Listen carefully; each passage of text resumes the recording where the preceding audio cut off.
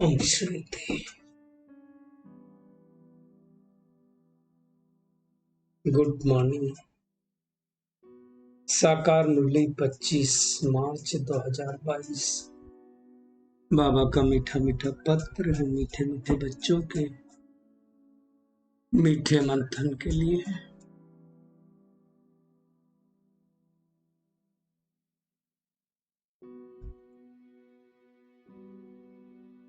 प्यार के सागर की प्रेम भरी किरणों के नीचे बैठ जाते हैं और अनुभव करते हैं, मैं प्रेम स्वरूप आत्मा हूँ, प्रेम के सागर की संतान हूँ।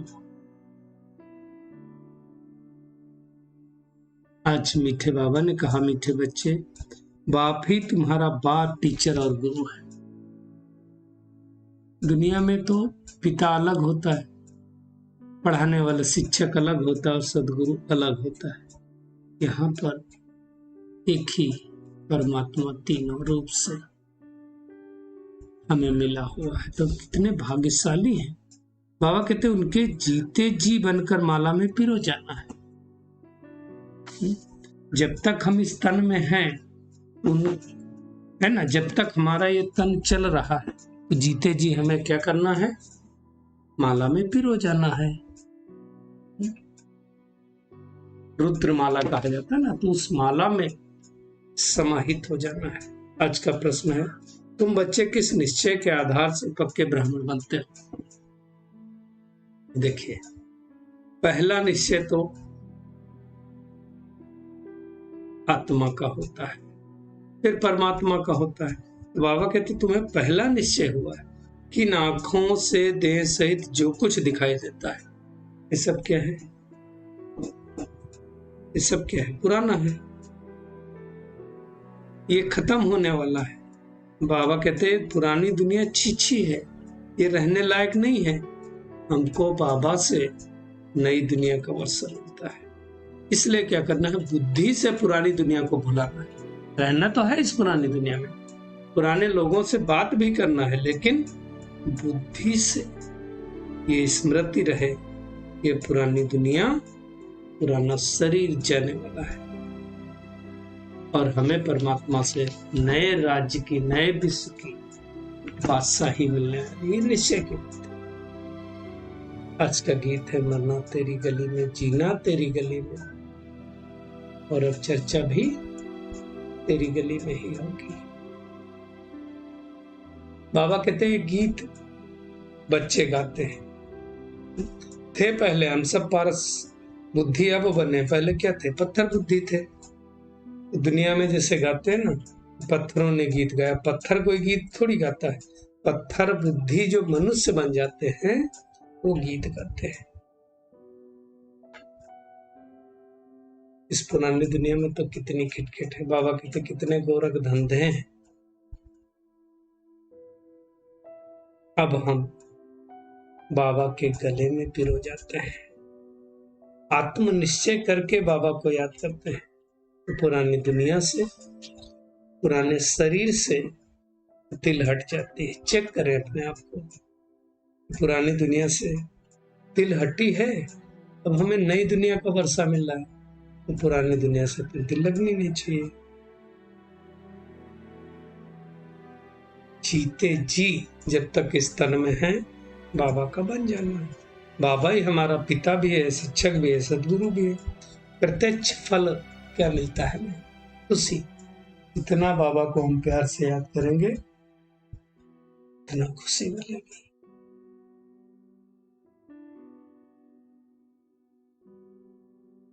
बाबा हमें क्या करेगा? अभी पढ़ा रहा है, सृष्टि के आदि मध्य अंत का ज्ञान दे रहा है, फिर हमें लेकर के जाएगा परम धाम में, मुक्ति में, फिर जीवन मुक्ति में भेज देगा। दुनिया का कोई गुरु खुद ही नहीं जा सकता, तो दूसरे को कैसे साथ में ले जाएगा? तो अब हमें क्या करना है? सभी जगह से अपनी बुद्धि को हटाकर एक बाबा को याद करना है।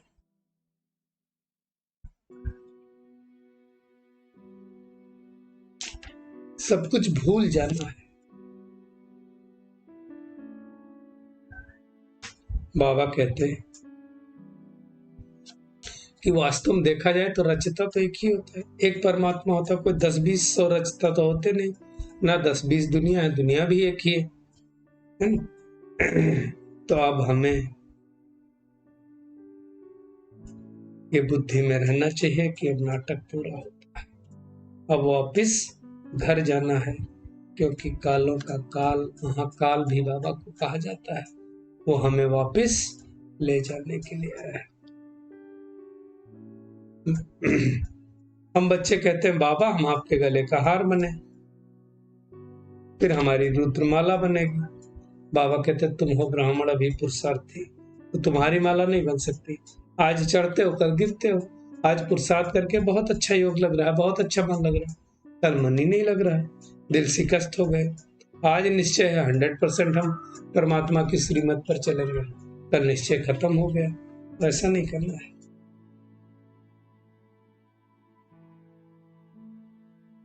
बाबा आया है इस सृष्टि पर, पढ़ा रहा है, तो इस पढ़ाई को अच्छी रीत से पढ़ना है, बुद्धि में बिठाना है, देह का भान छोड़ना है। तो बाबा कहता है मैं निराकारी दुनिया में तुमको ले चलूंगा और फिर श्री कृष्ण के साथ नई दुनिया में पाठ बजाने के लिए भेज दूंगा।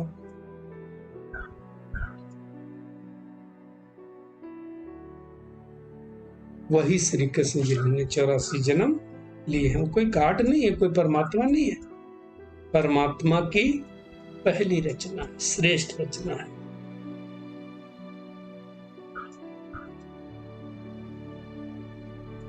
तो अब नया वर्ल्ड बाबा हमारे लिए स्थापित कर रहा है, तो हमें बुद्धि से पुरानी दुनिया को भूल जाना है।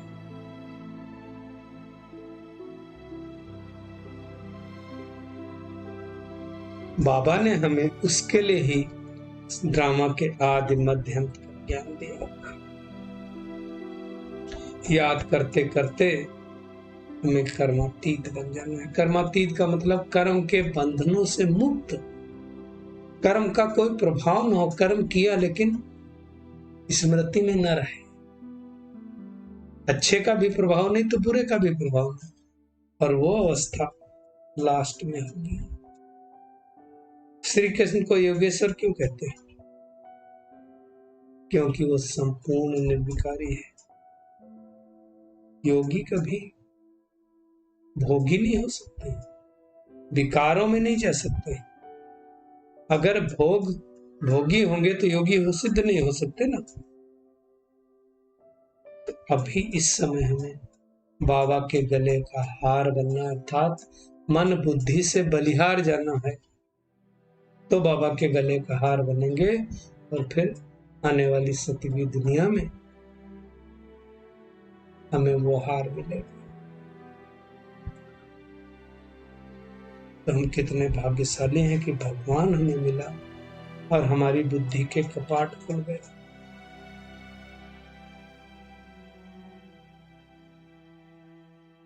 बाबा ने आज समझाया कि देखिए, अगर किसी के द्वारा तुम्हें ज्ञान मिला, तो कई बार लोग कहते हैं ना कि फलाने ने हमें ज्ञान दिया तो हमारे कपाट खुल गए, हमको इन्होंने ये दान दिया। तो उनसे प्रीति नहीं रखनी। दलाल ने तो दलाली की खत्म, फिर साजन को कौन याद आता? सजनी याद आती ना। तो ऐसे बाबा समझा रहे हैं, ब्रह्मा बाबा भी कौन है बीच में, तो हमें याद से बाबा को करना है।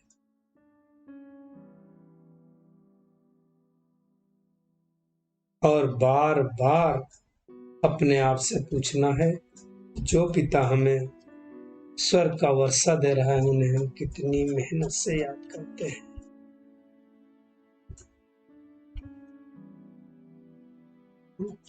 बाबा कहते हैं कि दुनिया में तो एक छोटी बात भी लोगों को समझ में नहीं आती।